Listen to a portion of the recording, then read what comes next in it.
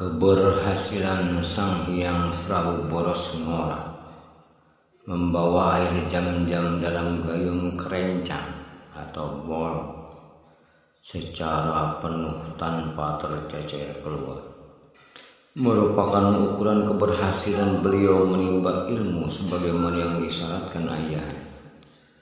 Ilmu yang membawa keberhasilan itu adalah ajaran agama Islam.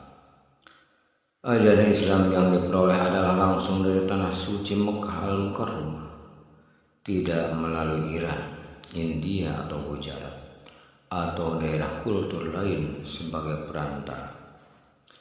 Pedang yang ia peroleh dari Baginda Ali radhiyallahu anhu bertuliskan, La babashirta Ali ya Ali, aladul fikar wa Ali wa sahbihi azmahin, la sayfi illa zulfikar, la fata illa aliyah karramallahu wajhah.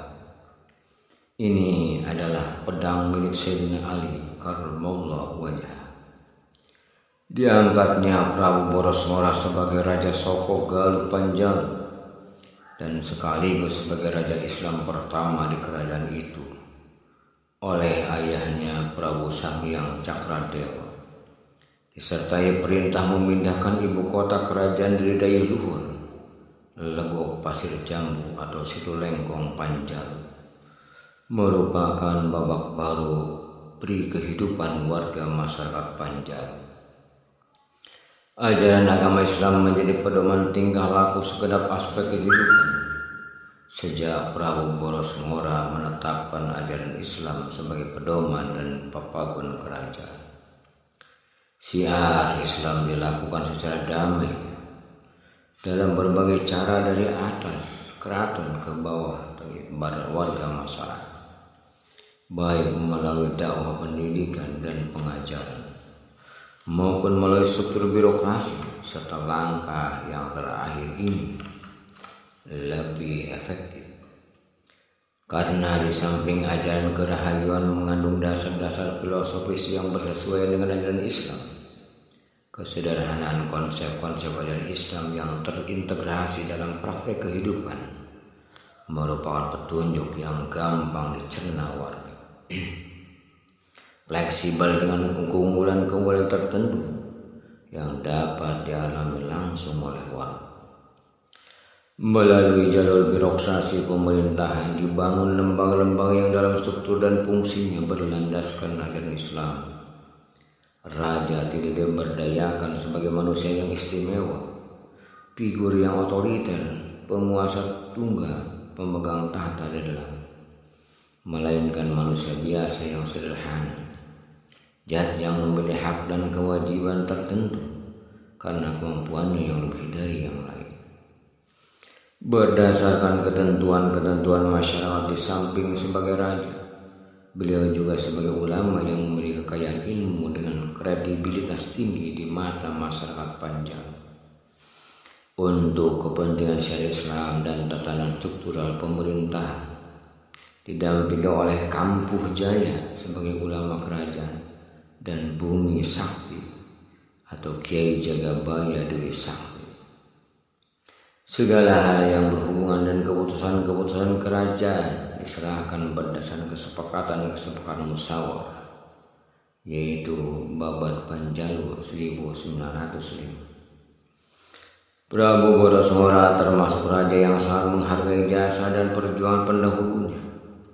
Maka kreativitas dan menteladani perjuangan leluhurnya itu, pedang dan cis pemberian Baginda Ali radhiyallahu anhu dimaknai simbol-simbol perjuangan. Bukan hanya perjuangan untuk mendapatkan ajaran agama Islam, berikut benda-benda itu sebagai tanda mata, melainkan pula pemakaian pedang dan cis sebagai alat syiar Islam. Ditambah ganta, itu lonceng kecil yang bermakna musyawarah. Tiga barang tersebut dimaknai sebagai benda pusaka Panjalu, yaitu Babat Panjalu 1905. Ajaran kerahayuan kepanjaluan yang diajarkan leluhur raja-raja Panjalu digunakan oleh Prabu Boros Ngora sebagai jaringan syiar Islam hingga kemudian mewujudkan papagon baru yang berlandaskan nilai-nilai kehidupan Islam, seperti mangan karena halal, pakai karena suci, ucap lampah sebenarnya, makan makanan yang halal, kepribadian yang berperilaku berdasarkan hati yang bersih, perkataan dan perbuatan yang benar. Uriwah gorejat kreatif semati, urinya bodoh kata toroyoh pinter kabaringan, matanya kaum adma laki-laki, baganya kaum hawa atau wanita. Artinya perilaku harus kreatif, inovatif dengan semangat kerja tinggi, jangan bodoh dan kebelingan. Antara laki-laki dan perempuan harus saling menghargai, saling asa-asi, serta saling tolong-menolong. Sesuai dengan petunjuk baginda Ali radhiyallahu anhu serta wejangan ayahnya yang berhubungan dengan kewajiban syiar yang integral dan menyeluruh bagi setiap umat. Prabu Borosmora berniat turun tahta karena panggilan syiar Islam tersebut di atas. Beliau merencana pergi ke Jampang, Sukabumi, dan ke wilayah-wilayah lainnya di Tatar Sunda. Berdasarkan hasil kesepakatan musyawarah para tokoh terkemuka kerajaan, beliau menyerahkan tahta kerajaan kepada anak sulungnya, Prabu Haryang Kuning. Sedang adik Prabu Haryang Kuning yang bernama Prabu Haryang Kencana ikut menyertai beliau ke Jampang, Sukabumi. Dalam acara serah terima kerjaan itu, beliau memberikan pesan-pesan kepada warga Panjalu, terutama kepada pemegang tahta kerajaan mengenai pengamalan dari papagon yang telah disampaikannya itu. Khusus mengenai benda pusaka Panjalu, pedang cis dan genta diamankan untuk dilestarikan maknanya, disimpan dan dirawat agar dapat diketahui oleh generasi mendatang. Wujud mengenai benda pusaka itu, beliau berpesan, pertama, siapa saja anak cucu aku ingin ziarah kepadaku nanti, tak perlu mencari makam aku, tapi cukup menyaksikan benda pusaka ini. Bukan aku menjelma pada benda ini, tetapi pikirkan benda pusaka itu, tanda hasil perjuanganku mencari ilmu dan menyebarkan agama Islam. Dua, siapa saja anak cucu keturunanku nanti hidup dan kehidupannya mengingkari papagonku, maka ia tak akan selamat. Demikian Prabu Borosmora akhirnya berangkat ke Jampang, Manggung, Sukabumi untuk memenuhi syiar Islam. Di tempat itu beliau dikenal sebagai Sang Hyang Jampang Manggung. Dari Jampang Manggung beliau melanjutkan perjalanannya ke daerah Banten dan membuka perguruan di Pamarayan, Gebang, sehingga ia dikenal sebagai Sang Hyang Pamarayan atau Syekh Pamarayan.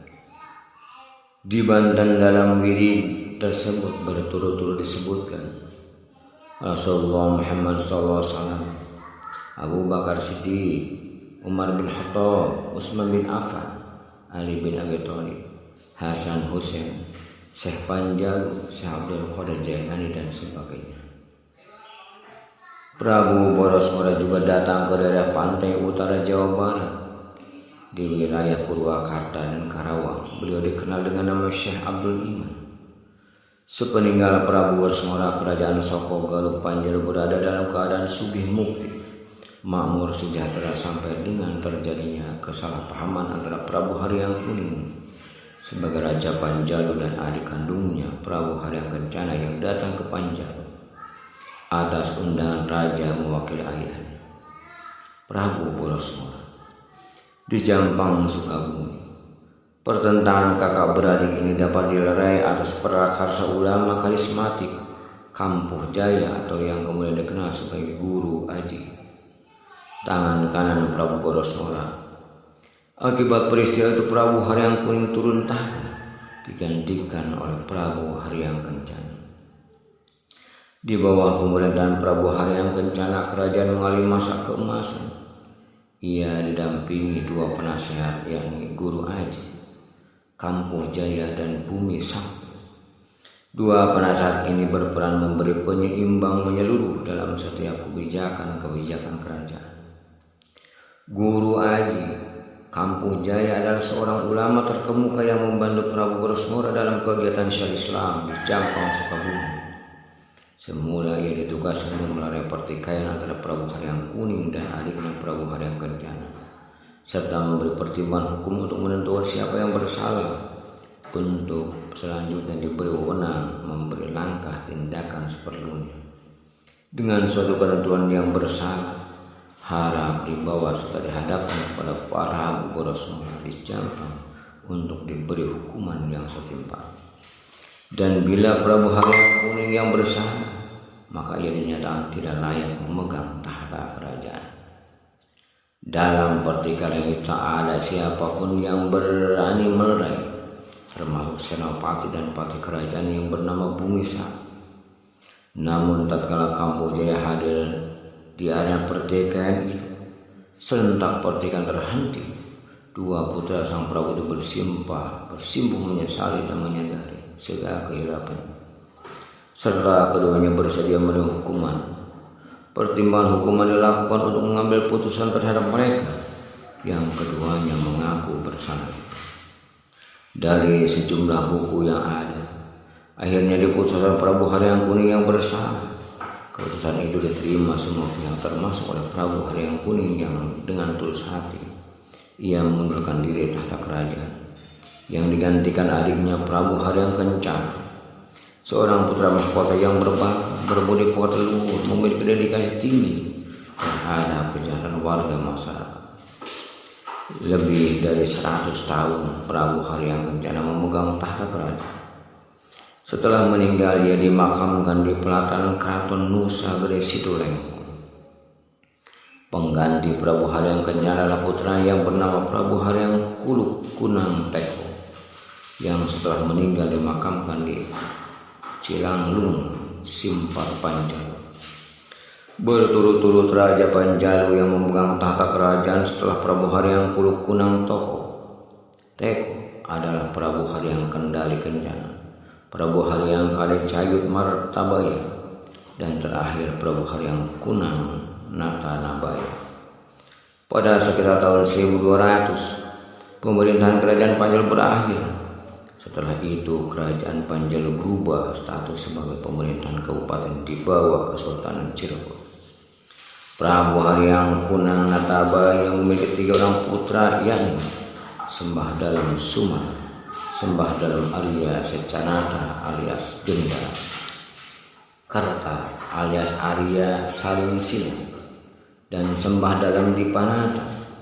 Berturut-turut sebagai Dipati Panjalu adalah Sembah Dalam Sumar, Sembah Dalam Arya Secanata Ganda Karta atau Arya Saling Sina.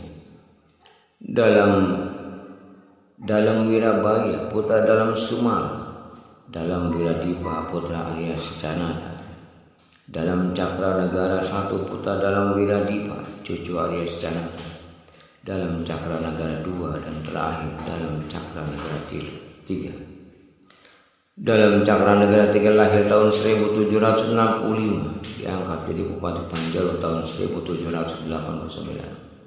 Selanjutnya berhenti jadi bupati tahun 1812. Setelah itu Panjalu berubah status jadi distrik atau kewadanaan di wilayah Kabupaten Ciamis. Dalam Cakra Negara 3 berputra 12 orang. Salah satu di antaranya putra bungsunya bernama Demang Prajadinata. Dia adalah pemilik Situlengkong terakhir. Sebelum berangkat ke Mekah dalam rangka menunaikan ibadah haji, yang menjariahkan Situlengkong sebagai barang hakulah. Air dan ikannya diperuntukkan bagi kesehatan rakyat warga Panjalu dan keturunannya sebagai kuncen pemegang kunci pengelola. Ditunjuk pemerintahan desa Panjalu. Demang Prajadinata sendiri yang meninggal di Mekah tahun 1908. Situlengkong kini merupakan salah satu dari situs peninggalan sejarah Panjalu, di mana ibu kota kerajaan Sokogalu Panjalu masa lalu dibangun dan pendirinya tokoh karismatik Raja Islam pertama, yaitu Prabu Sangyang Brosmora. Bukti sejarah dari perjuangan beliau dalam mencari, menyerap dan mengamalkan ajaran Islam, menyerap agama Islam adalah barang miliknya berupa benda pusaka Panjalu yang disimpan di Museum Bumi Alit Panjalu diangkat. Setiap akhir bulan mulu benda pusaka itu digelar dalam upacara perawatan yang disebut dengan nyang.